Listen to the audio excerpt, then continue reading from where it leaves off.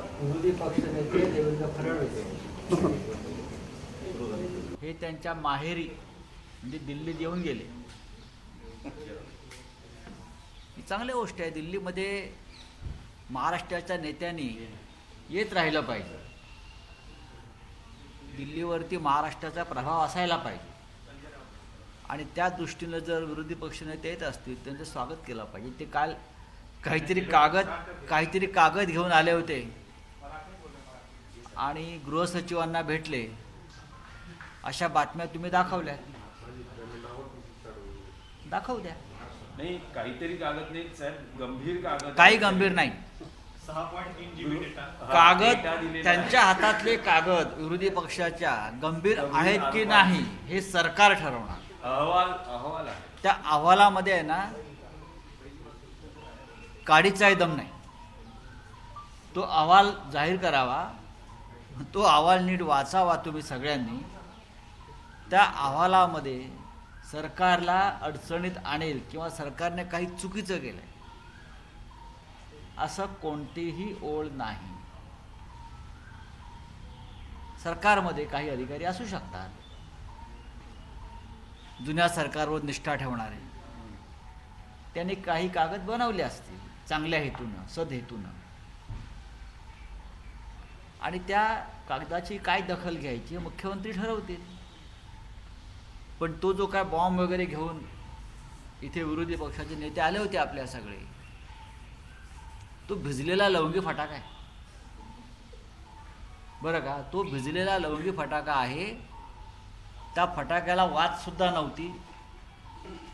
आम्ही शोधत होतो कुठे स्फोट झाला दिल्लीत, कुठे स्फोट झाला दिल्लीमध्ये, किंवा दिल्लीच्या स्फोटाचे महाराष्ट्रामध्ये काय पडसाद उमटतात का. तसं काही नाही आहे. काय ते सध्या बंगालमध्ये चालू आहे ना, काय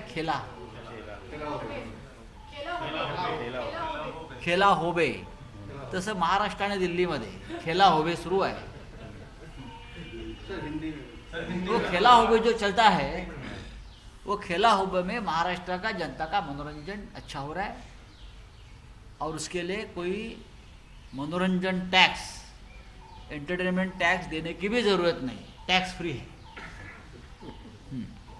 सर 6.3 GB डेटा आहे आणि तो त्यांनी गृहसचिवांना दिलाय. देऊ द्या ना. सीबीआई इंक्वायरी क्या है सीबीआई इंक्वायरी, क्या होता है? त्यामध्ये अनेक अधिकाऱ्यांची नावं आहेत, अनेक अधिकाऱ्यांचं फोन संभाषण आहे, टेप झालेलं.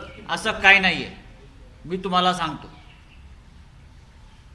कोणत्याही अधिकाऱ्यांचं कोणत्याही प्रकारचं अशा प्रकारे आक्षेपार्ह संभाषण जर झालं असेल तर त्यासाठी महाराष्ट्राचं गृह खातं, राज्याचे मुख्यमंत्री हे त्या संदर्भात तपास करायला, निर्णय घ्यायला सक्षम आहे. त्यासाठी केंद्रात यायची गरज नाही. महाराष्ट्रातला विरोधी पक्षाचे नेते हे महाराष्ट्राच्या विधानसभेत निवडून आलेले आहेत. ते विधानसभेचे विरोधी पक्ष नेते आहेत. त्यांनी त्यांच्याकडला संपूर्ण जो काय डेटा फाटा जो काय आहे बरं का, मी पुढलं वाक्य वापरणार नाही, तर ते घेऊन त्यांनी मुख्यमंत्र्यांना भेटून चर्चा केली तर महाराष्ट्राची भ्रत राहते. महाराष्ट्रात आपल्या घरातल्या गोष्टी असतील त्या, पण त्यात काही दम नसल्यामुळे ते दिल्लीमध्ये अशा प्रकारचे भिजलेले फटाके वारंवार वाट लावून फोडण्याची दिल्लीला सवय आहे. ते फुटत नाहीत, सोडून द्या. त्याच्यामुळे आम्ही ह्या सगळ्या विषयाकडे गांभीर्याने न पाहता एक गंमत म्हणून पाहतो.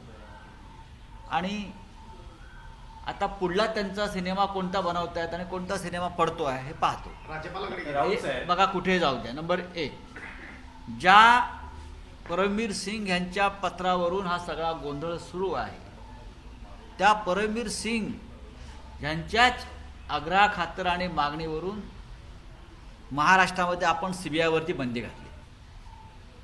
आता तेच परमवीर सिंग सीबीआय तपासासाठी चाललेले एखाद्या प्रकरणात, आणि त्याच महाराष्ट्रातून आपले देवेंद्र फडणवीस हे सीबीआय चौकशीसाठी इथे येत आहेत. अशा प्रकारची अनेक पत्र अनेक राज्याच्या पोलीस अधिकाऱ्यांनी त्या वेळच्या मुख्यमंत्र्यांना लिहिलेली आहेत. त्यातली 2 पत्र मी काल आपल्याला सांगितली. संजीव भट आणि शर्मा नावाचे अधिकारी गुजरातमधले, त्यांनी यापेक्षा गंभीर आरोप केलेले पत्र काल मी आपल्याला सांगितलं की गुजरातच्या मुख्यमंत्र्यांना पाठवलं. याशिवाय उत्तर प्रदेशमधले एक वरिष्ठ अधिकारी वैभव कृष्णा हे नोएडाचे SSP होते, नोएडा बराबर ना SSP? यस मैं ठीक बोल रहा हूँ ना? वैभव कृष्णा ने जो लेटर बॉम्ब उस वक्त योगी जी को लिखा था, उसमें तो पूरा रेड कार्ड दिया था उत्तर प्रदेश का, कौन से पोस्ट पर आने के लिए जो रैकेट चल रहा है वहाँ 7 या 8 सीनियर IPS अधिकारी का 50 लाख से 1 करोड़ से ऊपर तक वो पूरा रेड कार्ड वैभव कृष्ण ने योगी जी को एक पत्र लिखकर दिया था। क्या उसके बाद गृह सचिव ने वहाँ हस्तक्षेप किया केंद्र के, या CBI की इंक्वायरी लगाई, या वहाँ के लीडर ऑफ अपोजिशन दिल्ली में आए थे, जो भी हो, या वहाँ की सरकार ने उसके ऊपर कुछ कार्रवाई की थी? तो ऐसे लेटर का क्या होता है क्या नहीं होता है, ये हमारे लीडर ऑफ अपोजिशन को पूरा पता होना चाहिए। और मैं ऐसे 10 लेटर दे सकता हूँ जहाँ बीजेपी की सरकारें हैं और वहाँ के बड़े अधिकारी ने इस प्रकार से लेटर मुख्यमंत्री को लिखे है, तो ये लेटर बॉम्ब जो है वो ओम फुस हो गया। चलो राऊत सर, तुम्ही असं म्हणाला की त्या अहवालात काही गंभीर नाही, ते पत्र काही दम नाही, तर मग ते कुठलं कसं याबाबत महाराष्ट्र सरकार चौकशी करणार आहे? मग करू द्या। जर त्यात काही इतकं आपण गंभीर नसेल नाही ना, तर ते विरोधी पक्षाकडे मी कसं आलं, मी मी माध्यमांकडे आपल्याला कसं काय आलं? म्हणतोय की राज्याचे मुख्यमंत्री व राज्याचं सरकार या सगळ्या गोष्टींचा तपास करण्यासाठी सक्षम आहे। हे काय फार मोठं अणुबॉम्ब घेऊन फिरत नाही आहेत ते, बोललं नाही, भिंतीला लवंगी फटाकायचा वाद सुद्धा नाही आहे। सर तर कालच्या काँग्रेसने मागणी केलेली आहे की भाजप आणि संघ विचारसरणीचे जे अधिकारी आहेत त्यांना तत्काळ दूर करावे, त्यांना पदावर ठेवण्याची मागणी ते मुख्यमंत्र्यांनी करतात। नाही, त्यांच्या मागणीमध्ये तथ्य असेल तर नक्की त्याच्यावरती मुख्यमंत्री विचार करतील। गेल्या 1.5 वर्षापासून काही भोकं पडलेली दिसत आहेत काही ठिकाणी, हे जे दिसत आहे तुम्हाला माहिती बाहेर जाणं येणं, त्या संदर्भात गांभीर्याने विचार करावा लागेल। आणि हे अधिकारी कोण आहेत याची आमच्याकडे पक्की माहिती आहे। सर सामना में पुलिस वालों के लिए लिखी असर नमक हलाल है, तो पुलिस का सरकार के पक्ष में होना चाहिए क्या है? आज सामना में लिखा गया क्या लिखा? क्या नमक हलाली की बात की जा रही है सर? मैंने ऐसा कहीं मैं कभी ऐसा लिखता नहीं। पुलिस महाराष्ट्र की हमारा सबसे बड़ी ताकत है और महाराष्ट्र का पुलिस हमारा स्वाभिमान है। 1-2 अधिकारी कुछ गलतियां करते, उसके लिए पूरे पुलिस फोर्स को हम दोषी नहीं ठहरा सकते। खिंड लढवत आहात, मुख्यमंत्री या संदर्भात कोणतेही भाष्य करत नाहीत, मुख्यमंत्री या सर्व प्रकरणासंदर्भात बोलणार आहेत का? बघा, आम्ही सगळे तानाजी मालुसरे बाजी प्रभूचे वंशज आहोत। आमचं काम आहे, आमचे जे प्रमुख आहेत त्यांच्यासाठी लढणं। ते राज्य करतायत, महाराष्ट्राचे मुख्यमंत्री आहेत, त्यांना राज्य करू द्या। आम्ही इथे सक्षम आहोत सगळ्या लढाया लढण्यासाठी। पण राऊत सर, ज्यांचं सरकार आहे, ज्यांचं सरकार आहे ते समोर येत नाही। मुख्यमंत्री योग्य वेळी समोर येतील आणि जेव्हा मुख्यमंत्री समोर येतील तेव्हा हे जे काय सगळे घेऊन फिरतायत ना सो कॉल्ड तोफखाने आणि बॉम्ब, बरं का, त्याच्यामध्ये काही दम नाही हे तुम्हाला राऊत कळलं।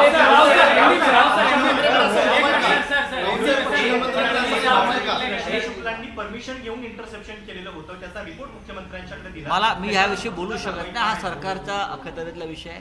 कोणी कोणाची परवानगी घेतली किंवा नाही हे सरकारच्या वतीनं जर उत्तर दिलं तर बरोबर। राऊत साहेब, या गृह सचिव से मुलाकात की देवेंद्र फडणवीस ने आज गए हैं राज्यपाल से मुलाकात करने के लिए इस पूरे प्रकरण में, क्या लगता है? देखो, आप जिनके आप नाम ले रहे हैं, उनको मिले हैं, उनको मिले, वो सब तो बीजेपी के कार्यकर्ता है ऑफिशियल। तो राज्यपाल कोई प्रशासन में है, कोई राजभवन में है, तो मिलने तो घर की बात है, उनकी घर की बात है ना।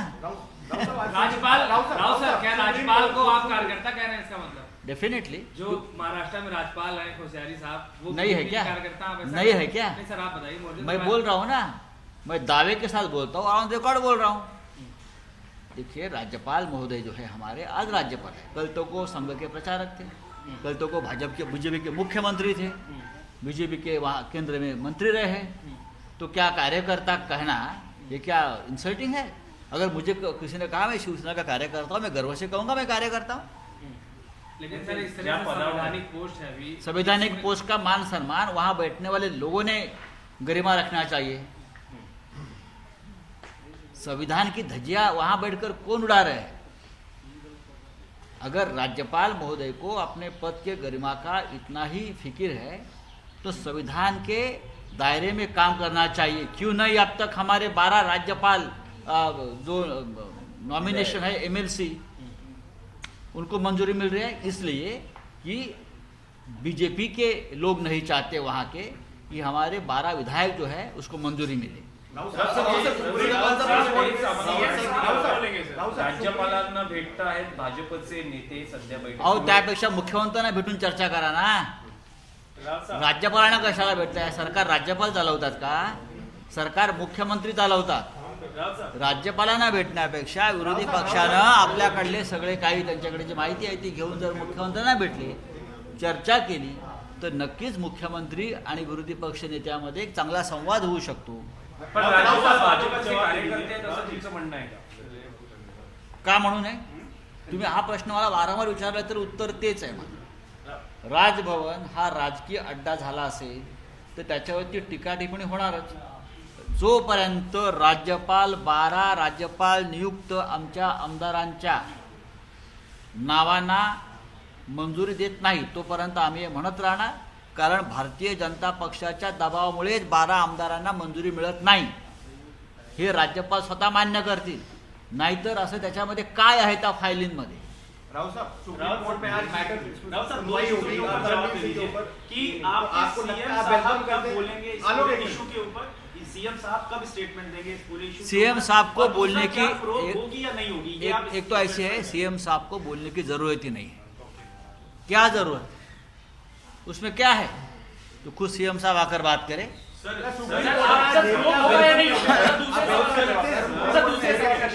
प्रोब आपको लगता है होगा या नहीं होगा या नहीं करना है? कौन सा प्रोब चाहिए? इसी पूरे इशू के ऊपर। देखिए मुख्यमंत्री साहब खुद चाहते हैं प्रोब हो, अच्छा, जांच हो। अनिल देशमुख जी जो गृह मंत्री है वो खुद चाहते हैं जांच हो, चाहते हैं ना। लेकिन लीडर ऑफ अपोजिशन ये जांच अधिकारी नहीं बन सकता। अगर रिटायर कोई हाईकोर्ट जज हो या और कोई है, आप जाकर मुख्यमंत्री से बात तो करिए। लीडर ऑफ अपोजिशन ने जाकर बात तो करनी चाहिए कोई प्रस्ताव लेकर। सर क्या लगता है आपको होम मिनिस्टर रहते हुए क्या जो प्रोब है वो हैम्पर कर सकते नहीं, जब तक उद्धव ठाकरे मुख्यमंत्री है तब तक ऐसा कोई हैम्पर नहीं होगा। विरोधकांचं असं म्हणणं आहे, रावसाहेब नाशिकला असताना सरकारवर टीका करतात। रावसाहेब म्हणतात की सरकारचे पाय जमिनीवर नाही, सरकारवर शिंतोडे उडलेले आहेत। रावसाहेब जेव्हा दिल्लीमध्ये पवार साहेबांना भेटतात त्यानंतर त्यांची भूमिका बदलते। ही रावसाहेबांची भूमिका सरकारबद्दल का नेहमी बदलत जाते? माझी सरकारविषयी भूमिका बदलण्याचं कारण नाही, काय संबंध आहे? पाय जमिनीवर असायला पाहिजे, ते काय सरकार विरोधी आहे का? सगळ्यांचे पाय जमिनीवर असले पाहिजेत तर उत्तम प्रकारे आपण काम करू शकतो। त्याच्यात चुकीचं काय? मी परत ते म्हणतोय, एक सवाल आहे कोणाचे पाय जमिनीवर नाही? प्रत्येकाचे पाय जमिनीवर हवेत असं म्हणतो। कोणाचे नाही आहे हे विचारतोय आम्ही। कोणाचे नाही आहे? नाही, ते कळेल तुम्हाला। राऊत साहेब एक राउत सर, अनिल देशमुख के इस्तीफे पे शरद पवार और आप भी कह चुके हैं कि वो अधिकार मुख्यमंत्री का है। बार बार विपक्ष की तरफ से इस्तीफा मांगा जा रहा है अनिल देशमुख का, इसीलिए बार बार पूछा जा रहा है कि मुख्यमंत्री क्यों नहीं बोल रहे? जब आप लोगों ने भी मुख्यमंत्री पे छोड़ा है तो इस पूरे मसले पर क्यों नहीं आ रहे और बोल रहे? और दूसरा सवाल ये है कि परमवीर सिंह मसले पे सुप्रीम कोर्ट में आज सुनवाई हो रही है, कैसे देखते हैं आप? देखिए सुप्रीम कोर्ट सुनवाई करेगी। सुप्रीम कोर्ट में इस प्रकार के सुनवाई का क्या निर्णय होता है सबको मालूम। सुप्रीम कोर्ट के एक पूर्व मुख्य न्यायाधीश आजकल हमारे राज्यसभा के सदस्य हैं। मैंने कल भी कहा, रंजन गोगोई साहब ने 15 दिन पहले एक बयान दिया है कि सुप्रीम कोर्ट में न्याय की स्थिति क्या है, वहाँ न्याय नहीं मिलता है। सुप्रीम कोर्ट में न्याय नहीं मिलता है, किसने कहा? रंजन गोगोई जी ने कहा है, जो आज राज्यसभा के सदस्य है भारतीय जनता पार्टी के आशीर्वाद से। तो मुझे लगता है कि सुप्रीम कोर्ट में न्याय देने के लिए या निर्णय देने के लिए क्या किया जाता है और क्या नहीं किया जाता है, ये स्पष्ट चित्र हमारे सामने है। तो हम सुप्रीम कोर्ट में जो होता है वो देखा जाएगा। अगर किसी को जाना है अंतर्राष्ट्रीय न्यायालय में, वहाँ भी जाएंगे। पहला सवाल सर, उद्धव जी पर आप लोगों ने छोड़ा है, शरद पवार ने, आपने भी कहा है कि अनिल देशमुख इस्तीफे। मैं आपको एक बताना चाहता हूँ, ये सवाल आप 10 दिन से हमको पूछ रहे हैं, आपको कोई उसका जो आपके मन में है वो जवाब नहीं है। अनिल देशमुख पद पर बने रहे। राऊत साहेब, पण राज्याच्या राजकारणात नवं सत्ता समीकरण अस्तित्वात येऊ शकतं असं म्हटलं जातं. नवं सत्ता समीकरण अजून हे जुनं झालेलं नाहीये. 1.25 वर्ष झालं आता. नाही 5 वर्षानंतर, पूर्ण 5 वर्ष झाले की मला प्रश्न विचारला, मी उत्तर देईन. मराठ्यांची तळपती तलवार म्हणजे